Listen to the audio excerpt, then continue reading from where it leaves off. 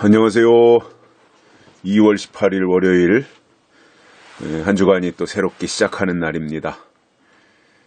새로운 계획과 희망을 가지고 힘찬 발걸음 내디뎠으면 좋겠습니다. 오늘 교회 앞마당을 이렇게 둘러보니까 어느덧 수선화 싹이 올라오고 있더라고요.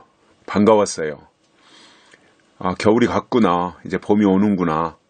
봄 소식이 벌써 이렇게 얼었던 땅을 뚫고 새 싹이 나오는 것을 보면서 너무나 반가웠어요. 그리고 기뻤어요. 계절이 바뀌고 있다고 하는 것, 계절이 변화하고 있다고 하는 것, 새로운 계절이 오고 있다고 하는 것에 대해서 희망이 생기더라고요. 아마 모처럼 그런 감정을 느꼈었습니다. 이제 또 새로운 계절 희망차게 또 다가오고 있습니다. 아마 계절의 변화라고 하는 것은 정확한 것 같아요. 저는 하나님의 계절도 하나님의 정한 때가 되면 정확하게 나타나고 이루어질 것을 확신하고 있습니다. 오늘 말씀은 요한복음 6장 66절부터 69절까지 보시겠습니다. 이러므로 제자 중에 많이 물러가고 다시 그와 함께 다니지 아니하더라.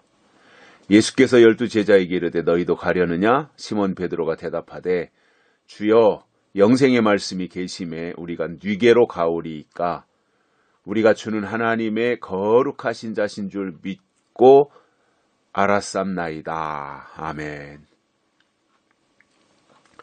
예수님과 제자들 그리고 예수님과 베드로의 대화입니다. 좋은 일에 같이 하는 것은 누구나 다 할 수 있는 일이죠.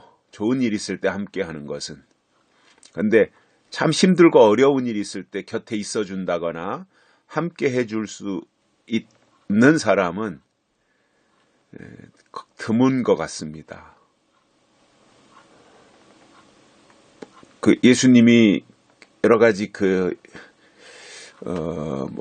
기사와 이적을 행한다든가, 예수님 때문에 뭔가 폼 잡을 수 있는 일이 있을 때는 예수님 곁에 머물러 있었던 것을 우리가 볼 수 있는데, 여러 가지 예수님이 어려운 말씀들을 하시니까 제자들이 이제 말을 못 알아듣죠. 살리는 것은 영이니 육은 무익하다 이런 얘기를 어떻게 알아들어요. 그 당시에 사람들의 수준으로. 그러니까 66절에 보면 많이 물러가고 다시 그와 함께 다니지 아니하더라. 요한복음 6장 66절 이 말씀이 있어요. 그 전에 어느 분이 계시록 책을 쓴 것을 봤는데 한 30년쯤 전의 일인 것 같습니다. 제 기억으로. 666이 뭐냐? 666. 계시록에 나오는 13장에 나오는 666, 666이 뭐냐? 요한복음 6장 66절이다 그래요.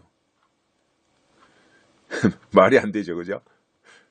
그래서 제가 요한복음 6장 66절이 뭔가를 찾아봤더니 바로 이 말씀이에요. 제자 중에 많이 물러가고 다시 그와 함께 다니지 아니하더라. 그래서 마지막 적그리스도가 나올 때가 되면 예수를 떠나는 사람들이 많아진다. 그 설명이었던 거예요. 물론 일부분은 맞는 말이기도 하죠. 근데 계시록 13장에서 말씀하고 있는 내용과는 거리가 먼 말씀인 것을 볼 수 있고요. 많은 사람들이 예수님 곁에서 떠나니까 예수님께서 12 제자들에게 다시 물어봅니다. 너희도 가려느냐? 이렇게 물으셨어요. 다 떠나가니까 사람들이, 주변에 있던 사람들이 다 떠나가니까 물어볼 수 있는 것을 물어보신 거지요. 너희도 가겠느냐? 너희도 나를 떠나려고 하느냐?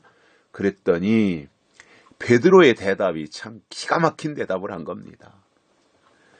저는 이런 결국 그 대답이 결국은 그의 신앙이잖아요. 신앙 고백이잖아요. 그래서 우리의 입술에, 우리의 그 생각 속에 있는 것이 말로 나오잖아요. 마음속에 있는 것이 결국 말로 나오는 거거든요. 그래서 그의 말을 들어보면 그의 신앙을 알 수 있어요. 신앙이 좋다고 말을 하는데 어떤 때 나 참 신앙이 좋다라고 말을 하는데 전혀 신앙적인 말을 안 하면 그것은 신앙이 좋은 게 아니죠. 결국 그 말 속에, 생각 속에, 마음 속에서 묻어나온 것들이 말 속에 담겨져서 전달이 되고 전파가 되어져야 된다 하는 것을 설명을 드립니다. 그래서 시몬 베드로가 대답하는 것이 뭐였어요? 영생의 말씀이 계신데 우리가 뉘게로 가겠습니까? 예수님에게 영생이 하는 말씀이 있는데 우리가 예수님을 떠나서 어디로 가고 누구에게로 갈 수 있겠습니까? 그렇지 않습니다. 이 말씀을 예수님 앞에서 베드로가 한 거죠. 그러니까 베드로는 예수님에게 영생의 말씀이 있었던 걸 안 거예요. 그러니까 그것을 떠난 사람들과 남은 제자들 차이가 바로 이거예요. 떠난 제자들과 남은 제자들 차이가 떠난 제자들도 예수님을 알아봤어요. 오병이어의 기적을 일으키고 이런 거 다 현장에서 목격한 사람들이잖아요. 근데 현상이 나타날 때는 예수님 곁에 있었는데 본질에 들어가서 말씀이 어렵고 까다롭고 머리 아프고 그러니까 떠났던 거죠. 근데 베드로 일행은 안 떠나는 거예요. 그 이유가 뭐예요? 영생의 말씀 때문에 그랬어요. 그래서 저는 신앙이요, 현상 따라가는 신앙은 언제든지 예수를 떠날 수 있어요. 정말 마지막 때 환난을 이기고 끝까지 하나님 편에 남은 자들은 누구냐면 예수 그리스도로부터 받은 말씀이 그 마음속에 또는 삶 속에 생각 속에 머물러 있는 사람이 끝까지 남아있는 사람들입니다. 말씀이 중요한 거예요. 영생의 말씀이 있으면 돼요. 그런데 그게 없으면 언제든지 조건이 바뀌면 떠날 수 있어요. 예수를 등질 수 있는 거예요. 그게 비단 요한복음 6장에 나오는 떠난 사람들, 이 사람들의 얘기가 아니에요. 오늘 이 시대에 우리들의 이야기일 수 있어요. 그래서 저는 신앙이 외적인 조건을 따라가면 안 된다라는 겁니다. 말씀을 따라가고 본질을 중요하게 생각해야 돼요. 본질. 현상이 중요한 것이 아니라 본질이 중요해요. 현상을 쫓아다니는 사람들은 언제든지 바뀔 수 있어요. 근데 본질을 쫓아가는 사람은 바뀌지 않아요. 베드로는 영생의 말씀이 주께 있는데 우리가 뉘게로 가겠습니까? 안 갑니다. 예수님 곁에 머물러 있을 겁니다. 예수님에게 영생의 말씀이 있지 않습니까? 우리는 그 말씀을 간직하고 있겠습니다. 그러한 고백을 한 거거든요. 얼마나 멋있어요. 그리고 또 한 가지 고백이 69절에서 나옵니다. 우리가 주는 하나님의 거룩하신 자신 줄 믿고 알았삼나이다. 예수님은 하나님의 거룩하신 자다라는 것을 알았다는 거예요. 그러니까 영생의 말씀이 예수님께 있고 예수님은 하나님의 거룩하신 자시다. 그걸 우리가 알았는데 어떻게 예수님을 떠나겠냐 이거예요. 고난을 당해도 같이 당하겠다. 어려움을 당해도 같이 당하겠다. 이게 진짜지요. 좋은 일에는 함께하고 굳은 일에는 도망가고 그거는 진짜 사랑이 아니잖아요. 좋은 일에는 같이 해줄 사람이 있으니까 좋은 일에는 좀 한 발짝 물러나 있더라도 물론 같이 기뻐해야 되지만 그러나 굳은 일에는 끝까지 곁에서 어려운 일에는 격려하고 위로하고 하면서 곁에 있는 사람들이 진짜 마음을 나눌 수 있는 사람들이 아니겠는가 그런 생각들을 가져봅니다. 그리고 그런 사람들을 얼마나 소중히 여기겠어요. 여건이 안 돼서 뭐 도움은 못 주지만 마음속으로 얼마나 소중히 여기겠습니까?